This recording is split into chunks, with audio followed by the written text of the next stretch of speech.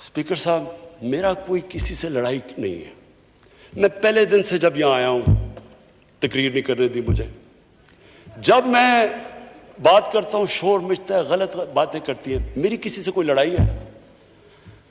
मुझे इन सबको जो भी ये समझता है कि ये मैं किसी से लड़ाई की वजह से या कोई मैं अपने दुश्मनियां किसी से हैं, मेरी कोई किसी से दुश्मनी नहीं है। मैं आज आपके सामने कह रहा हूं कि अगर पाकिस्तान के अंदर, हमारे मुल्क में अगर सही माने में अकाउंटेबिलिटी प्रोसेस ना चला, हम किसी सूरत इतना पैसा नहीं इकट्ठा कर सकते अपने बच्चों को तालीम देने के लिए, सेहत उनके इलाज करने के लिए, अस्पताल ठीक करने के लिए। हम आगे बढ़ ही नहीं सकते। जब एलीट करप्शन पे लगी हुई है, वो आप कैसे समझते हैं वो मुल्क तरक्की करेगा? हम जब आप किसी के ऊपर केस होता है, वो कहते हैं जी पॉलिटिकल विक्टिमाइजेशन है। मुझे ये बताएं कि मेरे ऊपर पॉलिटिकल विक्टिमाइजेशन नहीं थी। जब इन्होंने मेरे ऊपर 2002 का फ्लैट डिक्लेयर हुआ, मुझे इन्होंने सुप्रीम कोर्ट में 6 केसेस कर दिए। मेरे इलेक्शन कमीशन के अंदर मुझे सुप्रीम कोर्ट में 2 केसेस किए। क्या मैंने कहा कि कभी मैंने कहा विक्टिमाइजेशन है? मैं जवाब देता, मैं जब वो फ्लैट लिया था, मैं सारी दुनिया जानती है मैं इंटरनेशनल क्रिकेटर था, मैं तो जवाब दे ही नहीं था। मेरे पास तो कोई पब्लिक ऑफिस नहीं था। उसके बावजूद 10 महीने में स्पीकर साहब, जो मेरे से सुप्रीम कोर्ट ने जवाब मांगे मैंने दिए। 40-40 साल पुराने कॉन्ट्रैक्ट दिए, मॉर्गेजेस दिखाए, किधर से पैसा आया, मॉर्गेज में कितना गया, कब वो मॉर्गेज दिया, फ्लैट कब बिका, बीवी से जो पैसे लिए हुए थे यहां जमीन लेने के लिए।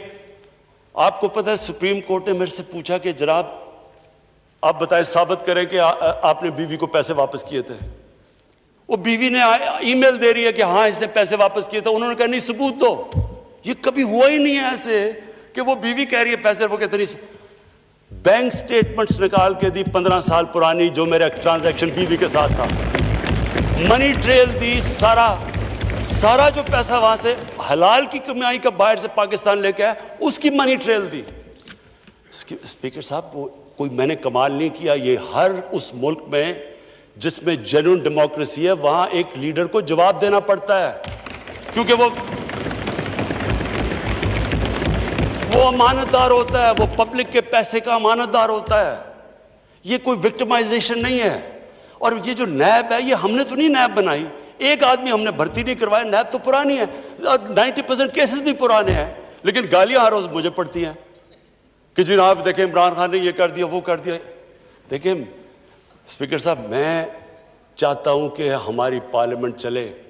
मैं चाहता हूं कि डिबेट हो सही, क्योंकि डिबेट के बगैर आइडियाज तराशे नहीं जाते। डिबेट सबसे इंपॉर्टेंट चीज डेमोक्रेसी की अकाउंटेबिलिटी और मेरिट के बाद तीसरी चीज है, वो डिबेट होती है। यहां डिबेट ही नहीं हो सकती।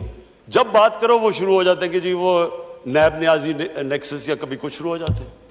यानी इस तरह तो मुल्क देखे ना। स्पीकर साहब, मैंने तो नहीं नैब बनाई।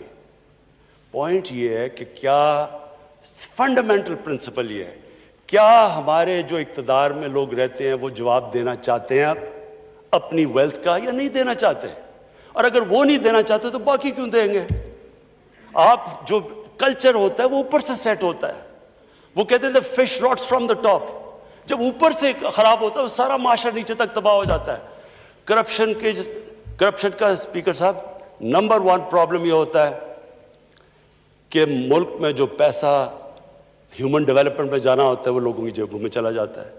नंबर 2 प्रॉब्लम ये होता है क्योंकि चोरी का पैसा होता है वो मुल्क में नहीं आप रख सकते, वो आपको मुल्क से बाहर भेजना पड़ता है। तो मैं सिर्फ ये कंक्लूड करता हूँ स्पीकर साहब, मैं अपनी ऑपोजिशन से बड़े रिस्पेक्ट से कहना चाहता हूँ, मेरी कोई किसी से दुश्मनी नहीं है, ना मैं कोई बदला लेना चाहता हूँ।